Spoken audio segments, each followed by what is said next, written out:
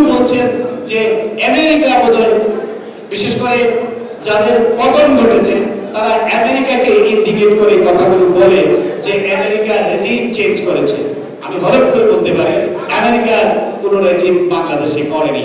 বাংলাদেশের মানুষ, বাংলাদেশের ছাত্র জনতা তাদের সর্বোচ্চ আত্মত্যাগের মাধ্যম দিয়ে এই রেজিমকে চেঞ্জ করেছে এবং শেখ হাসিনা তার স্বামীর দেশে চলে গিয়েছে।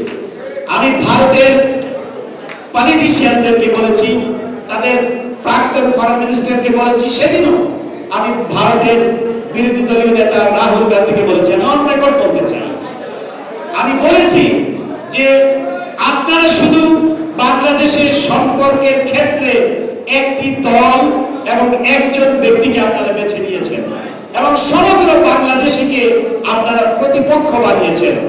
আপনারা যদি গণতন্ত্রে বিশ্বাস করেন, আপনারা যদি মনে করেন India is the largest democracy in the world, তাহলে আপনাদের মানুষের আকাঙ্ক্ষার প্রতি আপনাদেরকে গুরুত্ব দিতে হবে, মানুষের আকাঙ্ক্ষার প্রতি আপনাদেরকে শ্রদ্ধা পোষণ করতে হবে।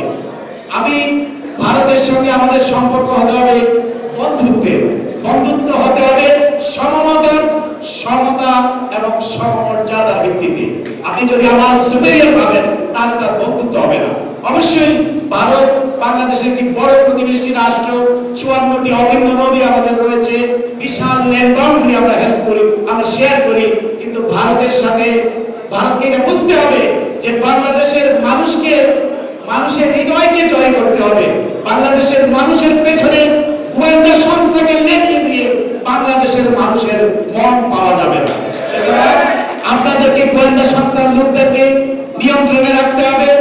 আপনাদের এই যারা গোয়েন্দা সংস্থা দিয়ে বাংলাদেশের মানুষের, সাধারণ মানুষের অধিকার কেড়ে নেওয়ার জন্য এই যে এস্টাবলিশমেন্টে যে কাজ করেছে, এটি অত্যন্ত অন্যায় কাজ করেছে, গর্হিত কাজ করেছে। আমি বলেছি এনাফ ইজ এনাফ, এখন আপনাদের ড্যামেজ কন্ট্রোলের সময়। এই ড্যামেজকে আপনাদেরকে কন্ট্রোল করতে হবে।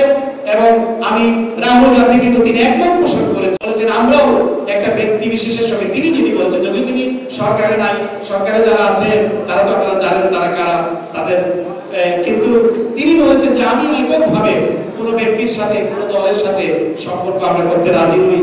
আমরা বাংলাদেশের মানুষের যে অ্যাসপিরেশন এবং প্রফেসর ইউনূসেরও খুশি প্রশংসা তারা করেছেন, কিন্তু আমরা চাই মানুষের আকাঙ্ক্ষার প্রতি আমরা রেসপেক্ট করতে চাই। যদিও আমরা দেখেছি 2014 সালকে সুজাতা সিংকে তারা বাংলাদেশে পাঠাতে ভুল করেনি, সুতরাং এই ভুলগুলি আর করা যাবে না এবং বাংলাদেশের মানুষকে দমিয়ে রাখার অথবা পারচেজ করার চেষ্টা নয়াদিল্লি যাতে আর না করে। আমাদের পরিষ্কার, আমরা স্বাধীন জাতি, আমাদের স্বকীয়তা, আমাদের ব্যক্তিত্ববোধ, আমাদের স্বতন্ত্রবোধ সবকিছুর সম্মিলন ঘটিয়ে আমরা বাংলাদেশকে সামনের দিকে এগিয়ে নিয়ে যাব। এবং আমি বিশ্বাস করি প্রফেসর মোহাম্মদ ইউনূস, আমি যতটুকু তাকে চিনি, তিনি একজন নির্লোভ ব্যক্তি। অসংখ্য অর্জন তার রয়েছে, নোবেল প্রাইজের মতো প্রাইজ, যুক্তরাষ্ট্রের দুটি সবচেয়ে বড় সম্মাননা পুরস্কার তিনি পেয়েছেন, আপনারা জানেন, প্রেসিডেন্ট গোল্ড মেডেল এবং কংগ্রেশনাল মেডেল, অর্থাৎ বোথ দি হাউস তাকে এই অ্যাওয়ার্ডটি প্রদান করেছে।